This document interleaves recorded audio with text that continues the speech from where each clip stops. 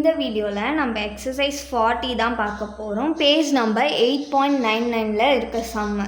இங்கே என்ன கொடுத்துருக்காங்கன்னா, மிஸ்டர் எக்ஸ்ன்றவர் ஒரு வீடு வாங்குறாராம். எவ்வளோ ருபீஸ்க்குனா 26,000க்கு. எப்போனா May 10, 1962ல் வாங்கியிருக்காரு. அதுக்கப்புறமா அவர் ஃபர்ஸ்ட் ஃப்ளோரை கட்டுறாரு. எப்போ கட்டுறாருன்னா 1967 to 68ல் கட்டுறாராம். அதுக்கு எவ்வளோ அமௌண்ட் ஸ்பெண்ட் பண்ணியிருக்காருன்னா 40,000 ஸ்பெண்ட் பண்ணியிருக்காராம். அதுக்கப்புறமா அவர் இறந்துடுறாரு. எப்போனா September 12, 1978ல். நெக்ஸ்ட்டு இந்த ப்ராப்பர்ட்டி யார் கைக்கு போகுதுன்னா அவரோட ஒய்ஃபுக்கு, மிஸ்ஸஸ் எக்ஸுக்கு போகுது, அவரோட விருப்பப்படி. நெக்ஸ்ட்டு மிஸ்ஸஸ் எக்ஸ் அவங்க ஒய்ஃப் ஸ்பெண்ட் பண்ணுறாங்க 30,000, அப்புறம் 26,700 ருபீஸை.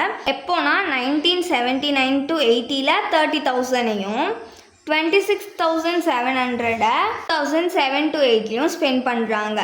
எதுக்காகனா அந்த வீடை ஆல்டர் பண்ணுறதுக்காகவும் ரீகன்ஸ்ட்ரக்ட் பண்ணுறதுக்காகவும்.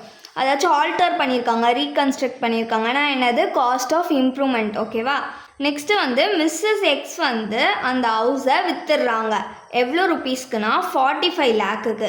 எப்போனா March 15, 2025ல். விற்றதுக்கான ப்ரோக்கரேஜாக அவங்க எவ்வளோ பே பண்ணுறாங்கன்னா 11,500 ருபீஸ் பே பண்ணுறாங்க. இது நம்மளுக்கு எக்ஸ்பென்சஸ் ஆன் சேல்ஸ். இந்த ஹவுஸுக்கான ஃபேர் மார்க்கெட் வேல்யூ April 1, 2001 படி எவ்வளோனா 1,60,000. Cost of inflation index 2001 to 2க்கு 100 ருபீஸு, 2007 to 8க்கு 129, 2004 to 5க்கு 363. மிஸ்ஸஸ் எக்ஸ் என்ன பண்ணுறாங்க, ரிசீவ் பண்ணுறாங்க 10,000 ருபீஸை அட்வான்ஸ் மணியா. எப்போனா 91 to 92ல். இப்போது இந்த சம்மில் மிஸ்டர் எக்ஸ் தான் ஃபஸ்ட்டு இந்த வீடை பர்ச்சேஸ் பண்ணுறாரு. எப்போனா 1962ல். நம்மளுக்கு இண்டெக்ஸ் நம்பரே எப்போ ஸ்டார்ட் ஆகுது, 2001 to 2ல் தான் ஸ்டார்ட் ஆகுது. 2000க்கு முன்னாடி ஒரு 1990ல் இருந்து அவங்க பர்ச்சேஸ் பண்ணியிருந்தாங்கன்னா அதெல்லாம் தான் நம்ம எடுத்துக்கணும். 1990க்கு முன்னாடி ஒரு வீடை பர்ச்சேஸ் பண்ணியிருக்காங்க, இவ்வளோ செலவு பண்ணியிருக்காங்க அப்படின்லாம் இருந்துச்சுன்னா நம்ம அதை எடுத்துக்க மாட்டோம், அது எல்லாத்தையுமே விட்டுடணும். இந்த சம்மில் 1962ல் இவர் பர்ச்சேஸ் பண்ணியிருக்கார் வீடை. அப்போ 1990க்கு முன்னாடியே ஒரு 10 வருஷத்துக்கு முன்னாடி தானே அவர் இந்த ஹவுஸை வாங்கியிருக்காரு.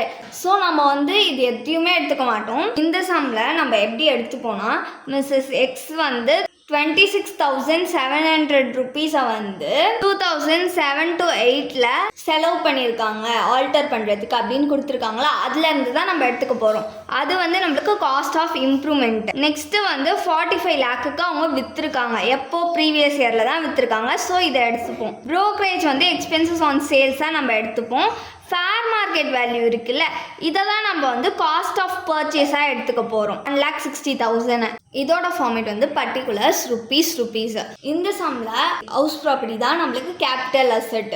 அதை எப்போ வாங்கியிருக்காங்கன்னா 1962ல் வாங்கியிருக்காங்க. விற்றது 2025ல் தான் விற்றுருக்காங்க.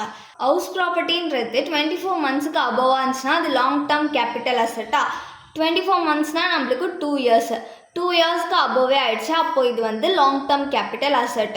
அப்போ இந்த சம்மில் நம்ம என்ன கண்டுபிடிக்கணும், லாங் டேர்ம் கேபிட்டல் கெயின் கிடச்சிருக்கா இல்லை லாங் டேர்ம் கேபிட்டல் லாஸ் கிடச்சிருக்கா அப்படின்றத தான் கண்டுபிடிக்க போகிறோம். ஃபஸ்ட்டு இதோட ஃபார்மேட் என்னது, சேல்ஸ் வேல்யூ.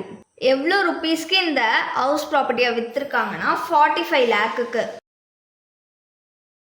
இது கூட நம்ம என்ன பண்ணோம், எக்ஸ்பென்சஸ் ஆன் சேல்ஸாக மைனஸ் பண்ணிக்க போகிறோம். விற்கும் போது ப்ரோக்கரேஜ் பே பண்ணியிருக்காங்க அப்படின்னு கொடுத்துருக்காங்கல்ல கொஷினில், அதுதான் எக்ஸ்பென்சஸ் ஆன் சேல்ஸ். எவ்வளோனா 11,500 ருபீஸ்.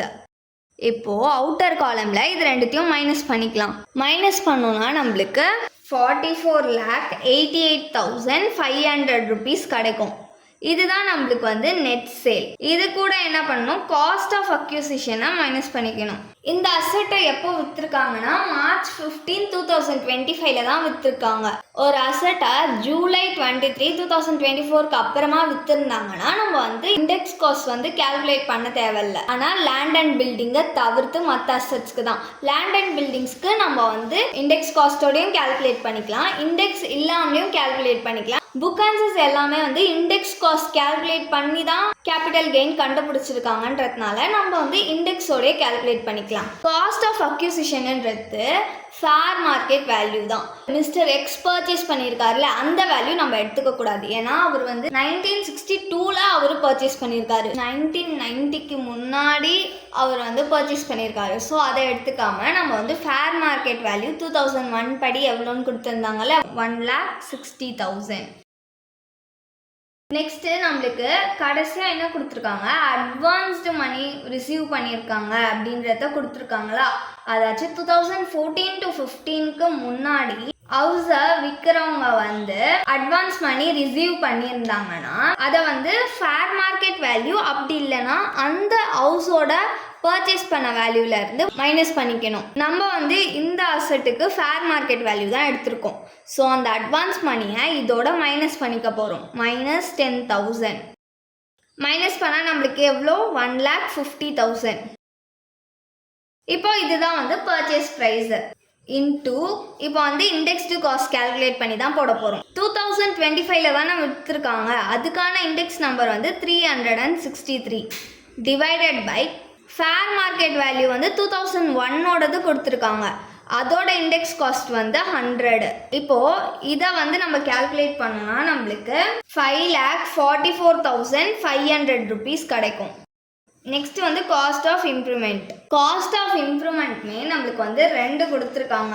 ஒன்று வந்து 30,000 1979லேருந்து 1980ல் செலவு பண்ணியிருக்காங்களாம். அதை வந்து நம்ம எடுத்துக்க கூடாது, ஏன்னா 1990க்கு முன்னாடி இருக்கிறது. 26,700 வந்து 2007 to 8ல் செலவு பண்ணியிருக்காங்க இம்ப்ரூவ்மெண்ட்காக. அப்போ நம்ம அதை தான் எடுத்துக்கணும். 26,700 இன்டூ 2024 to 25ல் தானே அந்த அசட்டை விற்றுருக்காங்க, அதோட index number 363 divided by improvement எப்போ பண்ணியிருக்காங்க 2007 to 8ல் பண்ணியிருக்காங்களாம். 7 to 8க்கான இண்டெக்ஸ் நம்பர் வந்து கொஷின்லேயே நம்மளுக்கு கொடுத்துட்டாங்க 129. இப்போ இதை கேல்குலேட் பண்ணோன்னா நம்மளுக்கு 75,133 rupees. இன்னர் காலமில் இது ரெண்டுத்தையும் ஆட் பண்ணி அவுட்டர் காலமில் போட்டுக்கலாம். ஆட் பண்ணோன்னா நம்மளுக்கு 6,19,633 rupees கிடைக்கும்.